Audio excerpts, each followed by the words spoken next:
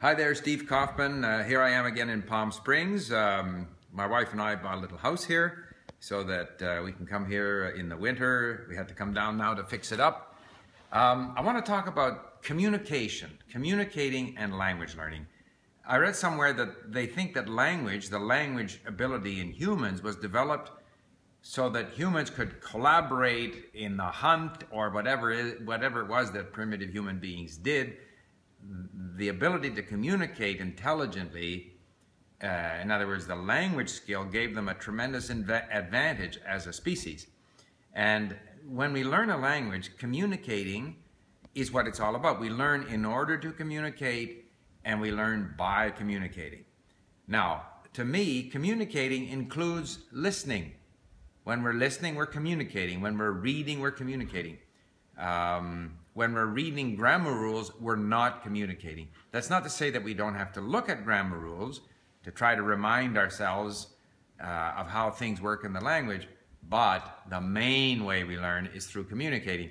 And in my own case, as you know, I put a lot of emphasis on input. And I had an opportunity 2 nights ago to spend an evening with a delightful Russian couple who live in Palo Alto. And to me, it was almost like a reward for the years that I have spent listening and reading in Russian. And they invited me for a wonderful Russian meal, and I'm going to post a link to the post that I made on Facebook about showing a picture of the meal and showing a picture of the couple, Alyona and Anatoly. And I'm also going to post a link that Alyona made, the link to a post on Facebook that Alyona made about my visit. Because I was visiting with them because particularly Alyona is part of a project called Mulbabar, which is a Russian project whereby journalists, including a very famous Russian journalist called Dmitry Yakovlev, want to create a new media which takes some of the tension and hype out of the present atmosphere of, I would even say, hate that seems to be prevailing in Russia, the hate antagonism specifically between Russia and Ukraine, but in a broader sense. And so I very much support this initiative.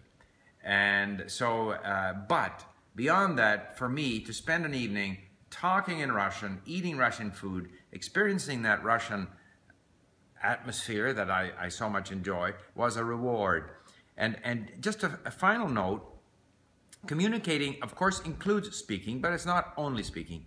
And just out of curiosity, I looked at my statistics at Link, and I have read about well over 1 million words in Russian, according to my statistics at Link. So I have read much more than that. I think I have listened, every day, just about I download from Echo Moskvy 2, 3, or 4 interviews. Each interview is 30, 40 minutes long. I'm sure I've listened to 6,000, 7,000 hours of Russian over the last 9, 10 years. But how much have I spoken? Again, mostly I've spoken with our tutors at Link. We keep those statistics. I've spoken 150 hours. Throw in another 10 or 15 hours where I've met people like the other evening and spoken. So I have listened 50 times more than I have spoken. That's not because I don't want to speak, I just haven't had the opportunity, whereas there's ample opportunity to listen and read. Listening and reading is communicating. It's a wonderful way to communicate. It prepares you for those great opportunities when you can actually talk and use the language. And of course, the more you talk, the better you get at speaking. But listening and reading is also communicating. And that's kind of the point I wanted to make tonight, and I'm going to make another video again on the subject of communicating and listening and what we should listen to and what we should read to make it meaningful. So thanks very much. Bye for now.